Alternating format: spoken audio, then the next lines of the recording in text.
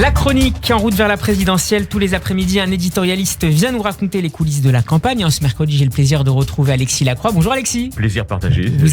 Merci, vous êtes le directeur de la rédaction d'Actualité Juive. Et vous nous parlez, Alexis, cet après-midi, du passage à vide d'Anne Hidalgo, la candidate soutenue par le Parti Socialiste à la présidentielle, cherche toujours la martingale pour relancer sa campagne. Autour d'elle, ceci dit, ses troupes font bloc, au moins pour le moment, Alexis. Oui, alors c'est vrai que, si vous voulez, aujourd'hui nous sommes, et vous le savez mieux que quiconque, car tous les jours vous recevez des hommes politiques, des éditorialistes politiques, nous sommes dans ce que certains appellent une démocratie sondagière. Et surtout, bien sûr, dans une période de préparation d'une campagne si importante que sont les campagnes présidentielles. Donc évidemment, tout le monde, à commencer par nous, les commentateurs politiques, avons les yeux rivés sur les sondages. La conviction réitérée par la candidate socialiste, la maire de Paris, Anne Hidalgo, c'est que ceux-ci, au fond, ne sont pas si importants que cela. Elle a même dit, lors de son déplacement en Corrèze, à Tulle, aux côtés de François Hollande, l'ancien président de la République,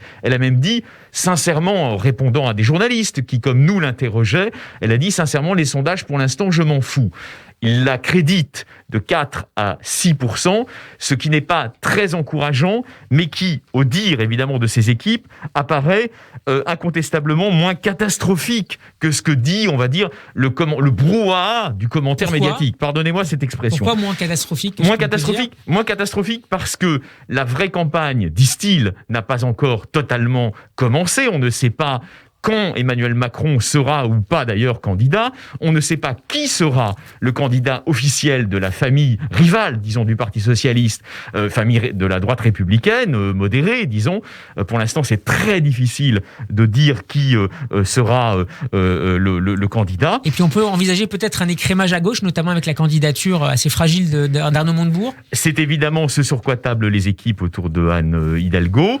Le fait aussi d'ailleurs, par parenthèse, certains le disent dans son entourage, ils n'ont pas tort, que la candidature écologiste officielle, EELV, ne prend pas vraiment autant que l'espérait un certain nombre d'électeurs écologistes. Et puis par ailleurs, n'oubliez jamais une dimension qui est importante aussi pour en partie remonter le moral des équipes Hidalgo. C'est qu'elle fait l'objet d'attaques médiatiques, on va dire presque concertées. Quand vous avez hier un ami proche du président de la République, qui est le chroniqueur et journaliste de radio et de télévision Stéphane Bern, qui dénonce sa politique à Paris. Quand vous avez Fabrice Lucchini, qui dit maintenant Paris c'est une ville du Moyen-Orient, la formule d'ailleurs est contestable. Et quand vous avez hier soir Rachida Dati, qui demande une mise sous tutelle budgétaire de la gestion de la ville de Paris, à l'évidence, vous avez un contexte où Anne Hidalgo, qu'on l'aime ou qu'on ne l'aime pas, suscite un rejet tellement violent que paradoxalement, ça peut se retourner contre ceux qui la rejettent. C'est tout au moins le calcul qui est fait par un certain nombre de conseillers de l'entourage de la maire de Paris. Alexis, quelle est la stratégie de reconquête de la maire de Paris ? Alors, la stratégie de reconquête de la maire de Paris, elle a été ébauchée par un certain nombre de stratèges. On sait qu'il y a beaucoup de gens influents, disons, dans le milieu de la communication qui la conseillent, notamment Jean-Louis Missika, mais il n'y a pas que lui. Et ils ont fait quoi comme analyse ? On en a souvent d'ailleurs parlé à votre micro, Steve, et ça, c'est tout à fait passionnant. L'avenir de la social-démocratie en France, il est, comment vous dire, c'est le chat d'une aiguille, c'est-à-dire on voit bien que c'est une ligne de crête, il y a peu d'espace. Mais, pense-t-il, il y a un petit espace, la reconquête par les territoires. Donc à partir du 22 novembre, elle va systématiser, ça va être fatigant, mais elle va systématiser ce qu'elle a commencé à faire en Corrèze, on y faisait allusion tout à l'heure. Un Tour de France. Un Tour de France. Et c'est pas un hasard. Tout est signe et tout est symbole en politique.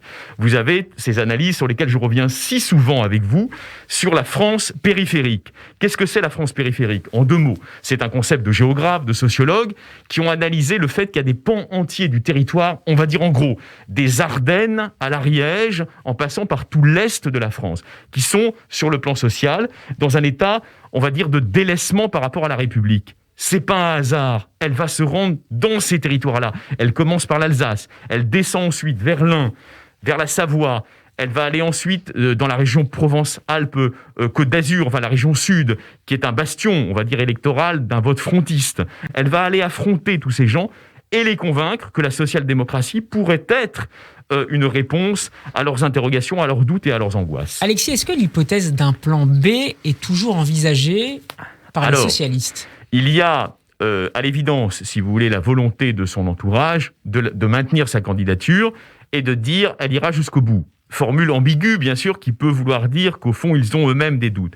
Néanmoins, qu'est-ce qui apparaît ? L'agitation d'une personnalité qui est un homme estimable, l'ancien Premier ministre et ministre de l'Intérieur Bernard Cazeneuve, qui s'apprête à publier un livre aux éditions Stock, son éditeur habituel, Manuel Carcassonne, va sortir à grand renfort de promotion et de fanfare un livre probablement important.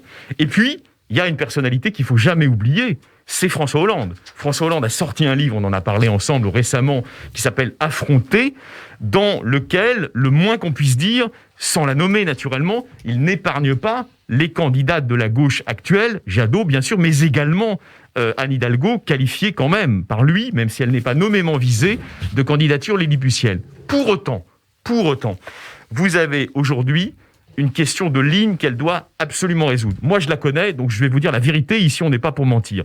C'est dans le fond de son cœur, parce qu'après tout, ça compte, un responsable politique n'est pas qu'un monstre froid. Dans le fond de son cœur, Anne Hidalgo, c'est une républicaine espagnole. C'est une fille d'immigrés espagnols. Elle a été marquée par la lutte contre le franquisme de sa famille. Naturellement, elle n'était pas née à l'époque. Et dans le fond de son cœur, c'est ça. Elle croit au progrès, elle croit à l'humanisme, elle croit à la République, elle croit à la laïcité. Pour autant, elle a récemment brouillé son image en apparaissant un jour écolo, le lendemain gaulliste, le troisième jour féministe quasiment différentialiste. Elle défend l'idée d'une social-écologie. Et le quatrième jour en essayant de se raccrocher à la social-démocratie. Donc, l'urgence absolue, indépendamment du Tour de France, qui va sans doute porter ses fruits, c'est de clarifier la ligne. La ligne, c'est absolument fondamental. Et nous avons d'ailleurs le président de Qualita qui le sait mieux que quiconque avec nous. Voilà. Et on salue et on accueille dans ce grand journal Marc Eisenberg. Bonjour Marc. Bonjour. Pour rebondir sur les propos d'Alexis, aujourd'hui quand même il y a une forte inquiétude chez les élus socialistes sur la campagne d'Hidalgo, à la fois parce que les sondages sont calamiteux et qu'elle flirte avec les 5%, et on sait qu'en deçà de 5%, les frais de campagne ne sont pas remboursés, ce qui posera des problèmes majeurs de finances pour le Parti socialiste, sans évidemment ne pas penser également aux conséquences sur les élections législatives qui vont suivre. Si leur candidat fait un très mauvais score, que se passera-t-il ? Et certains parlent justement de la remplacer éventuellement par François Hollande ou un autre. Certains espéraient Cazeneuve, qui a dit qu'il s'y intéresse pas, qu'il ne veut pas. Est-ce que c'est une position finale ? Et certains sont pour le retrait entre Jadot et Hidalgo du candidat qui serait le moins bien placé.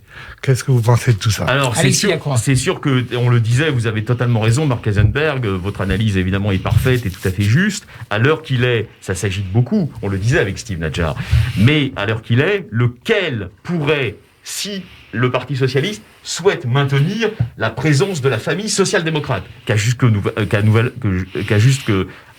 nouvel ordre, Jadot n'a pas vocation à incarner, quelque excellent qu'il soit dans son domaine. Le seul, on va dire la vérité là aussi, qui serait en mesure de constituer un véritable péril pour la suite de la campagne d'Anne Hidalgo, dans l'hypothèse où les études d'opinion n'indiqueraient pas une remontée ou un début, une esquisse de remontée, c'est évidemment l'ancien président de la République, François Hollande, qui a multiplié d'ailleurs une stratégie payante également pour Hidalgo, qui est le Macron-bashing. Plus François Hollande s'attaque au président de la République, plus il se donne de chances de rassembler autour de lui ce qui reste de cette famille social-démocrate dont on peut estimer, on va dire des chiffres, Marc Eisenberg, dont on peut estimer qu'elle représente en gros en France 10% du corps électoral actuellement. Mais pour l'instant, ils ne les ont pas, justement. Donc qui peut les avoir ? Évidemment, à terme, c'est François Hollande qui va, sans doute dans le mois qui vient, prendre des initiatives qui sont éventuellement potentiellement dangereuses pour Anne Hidalgo. Merci beaucoup Alexis Lacran. On vous retrouvera demain pour présenter la nouvelle une d'Actualité Juive en route vers la présidentielle. On a centré avec Marc Eisenberg sur Hanouka parce que c'est quand même un moment très important de la vie juive française et de la vie juive israélienne bien sûr aussi. En route vers la présidentielle, c'est à retrouver en podcast sur radioj.fr. Nous serons demain avec Mickaël Darmon. Radio J.